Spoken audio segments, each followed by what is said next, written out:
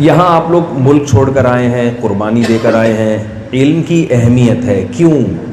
اس لیے اہمیت ہے کہ اس علم کا جو نتیجہ نکلنے والا ہے، اس ڈگری جو آپ کو ملے گی، اس کا رزلٹ بڑا اچھا ہے آپ کی نظر میں، آپ کا فیوچر بن جائے گا.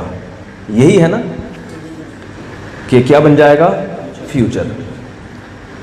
تو دیکھیے اس علم کے ہم بھی قائل ہیں. مسلمانوں کو تعلیم میں، ایجوکیشن میں بہت آگے ہونا چاہیے. جب دنیا میں مسلمانوں کی حکومت تھی تو سائنس ٹیکنالوجی کس کے ہاتھ میں تھی؟ مسلمانوں. مسلمان بہت آگے نکلے تھے.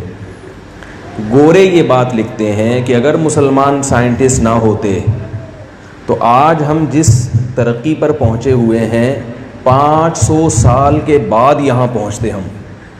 یعنی یہ جو ساری جو سائنس ٹیکنالوجی کی بنیادیں گوروں نے مسلمانوں سے لی ہیں، پھر آگے اس کو عروج پر پہنچایا، اور اس دوران مسلمانوں کی حکومتوں کا خاتمہ ہو گیا. اس کی کیا وجوہات تھی اس میں جانے کی موضوع نہیں ہے ہمارا.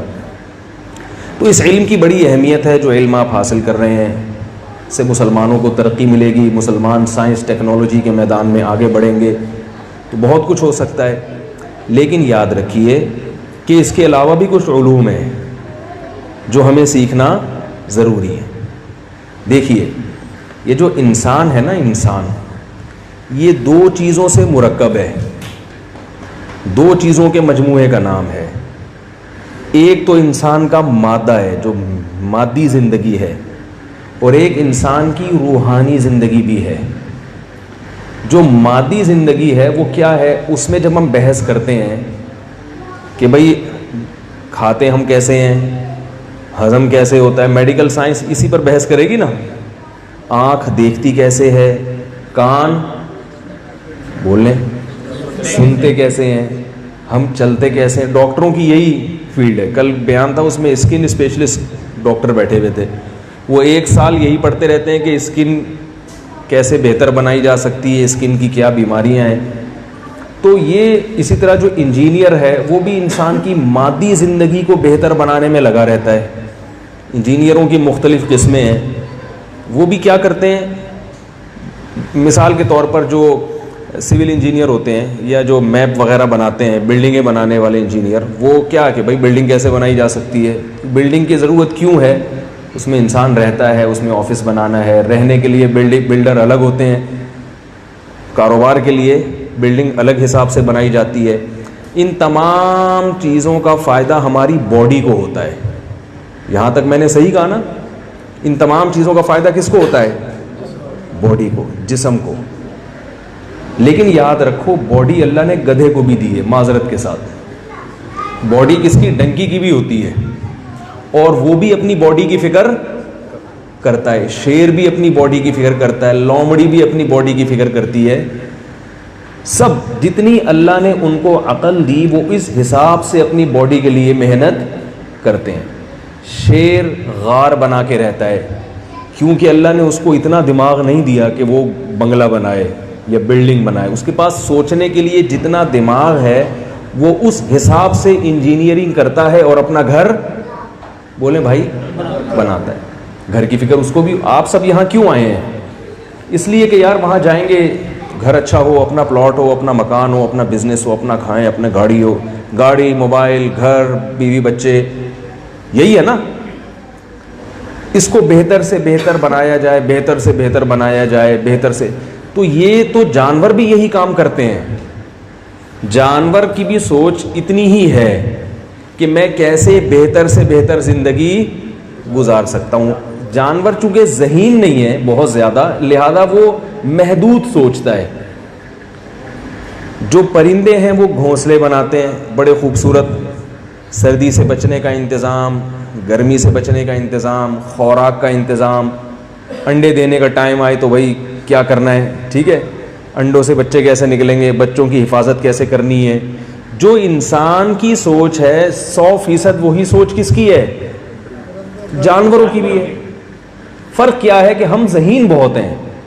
ہم شیر کی طرح بیوقوف نہیں ہیں کہ پہاڑوں میں کھود کھود کے گھر بنا کے رہیں. ہم کہتے ہیں یار ڈیفنس میں بنگلہ لے لو، ٹھیک ہے، گرمی سے بچنے کے لیے اے سی لگا لو، سردی سے بچنے کے لیے ہیٹر لگا لو.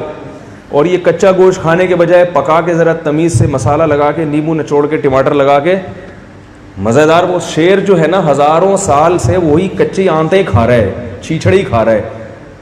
انسان ترقی کرتے کرتے اس کو 10 قسم کی گوشت بنا لیے، کوفتے الگ، کباب الگ.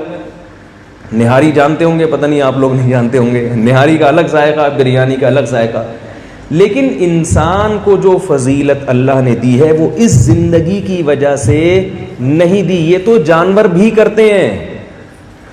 انسان کی ایک اور زندگی ہے جس کو ہم روحانی زندگی کہتے ہیں. وہ زندگی کیا ہے؟ یہ چیز جانوروں میں نہیں ہے. جیسے انسان اچھا بھی ہوتا ہے اور برا بھی. جانور اچھے یا برے نہیں ہوتے. فیتھ فل یا ان فیتھ فل بولے بھائی نہیں ہوتے. اگر کوئی جانور فیتھ فل ہے تو اس میں اللہ نے وفاداری کے سافٹ ویئر انسٹال کر دیے ہیں، وہ ان فیتھ فل ہو ہی نہیں سکتا. جیسے کتا وفادار جانور ہے نا، اس لیے نہیں کہ وہ بہت اچھا ہے بھائی، وہ پیدائشی ایسا ہے. قدرت نے کتنا بلٹن ہے، وہ بلٹن وہ کمپنی کی طرف سے ایسا بنا ہوا ہے.